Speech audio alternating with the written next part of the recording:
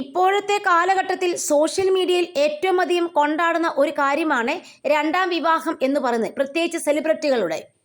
ഇപ്പോൾ ഇവിടെയും അതുപോലെ തന്നെ വെയിറ്റ് ചെയ്യുന്ന ആൾക്കാരാണ് ആര്യ ആൻഡ് സിബിൻ. അവരുടെ വിവാഹം കാണാൻ വേണ്ടി പ്രേക്ഷകർ ആകാംക്ഷപൂർവ്വം കാത്തിരിക്കുകയും ചെയ്യുന്നുണ്ട്. ആര്യ എന്ന് പറയുന്ന പെൺകുട്ടി ആദ്യം ഒരു വിവാഹം കഴിച്ചിട്ടുണ്ടായിരുന്നു. അവരുടെ ചെറുപ്രായത്തിൽ തന്നെയായിരുന്നു. അതിൽ അവർക്കൊരു കുട്ടി ഉണ്ടായി. ഇപ്പോൾ അതിന് 13 വയസ്സുണ്ട്. അവരുടെ ദാമ്പത്യ ജീവിതം വളരെ നന്നായിട്ട് പോകുന്ന സമയത്താണ് ആര്യയുടെ മനസ്സിൽ ഒരു പ്രേമം തോന്നുകയും ആര്യ ആ കാമുകനോട് ചേർന്ന് ഈ ആദ്യത്തെ ഹസ്ബൻഡിനെ വഞ്ചിക്കുകയും ചെയ്തിട്ടുണ്ടായിരുന്നു.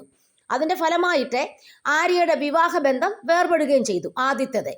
പക്ഷേ ആര്യ ഈ പ്രണയം നല്ല പൂത്തുലഞ്ഞ് വളരെ സന്തോഷവതിയായി മുന്നോട്ട് പോകുന്ന അവസ്ഥയിൽ ആര്യയ്ക്ക് ബിഗ് ബോസിൽ പോകാൻ അവസരം കിട്ടുകയും അവിടെ പോയി തിരിച്ചു വന്നതിന് ശേഷം ആര്യയ്ക്ക് കുറെ തിക്ത അനുഭവങ്ങൾ നേരിടേണ്ടി വന്നു.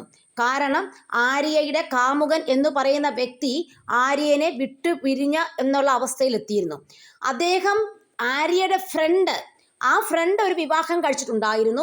അതിലും അവർക്കൊരു കുട്ടി ഉണ്ടായിരുന്നു. ആ കുട്ടിയെയും ആ ഭർത്താവിനെയും ഉപേക്ഷിച്ചിട്ട് ആ പെൺകുട്ടി ഈ ആര്യയുടെ കാമുകന്റെ കൂടെ പോയി നമ്മൾ കേട്ടത്.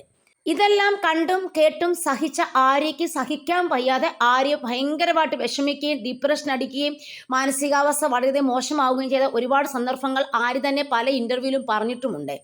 അതിനുശേഷം ആര്യയുടെ സുഹൃത്തുക്കൾ വളരെയധികം ആര്യനെ എൻകറേജ് ചെയ്യുകയും ആര്യ നല്ലൊരു മാനസിക അവസ്ഥയിലേക്ക് ആര്യനെ കൊണ്ടെത്തിക്കുകയും ചെയ്തിട്ടുണ്ടായിരുന്നു.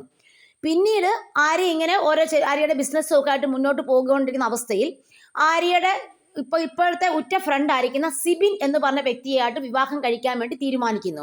ഇപ്പൊ സിബിന്റെ കേസ് എടുത്തു കഴിഞ്ഞാൽ സിബിൻ ആദ്യം ഒരു വിവാഹം കഴിച്ചിട്ടുണ്ട്. ആ സിബിന്റെ എക്സ് വൈഫ് എന്ന് പറയുന്നത് ആര്യയുടെ ഫ്രണ്ട് ആണെന്നാണ് പറയുന്നത്.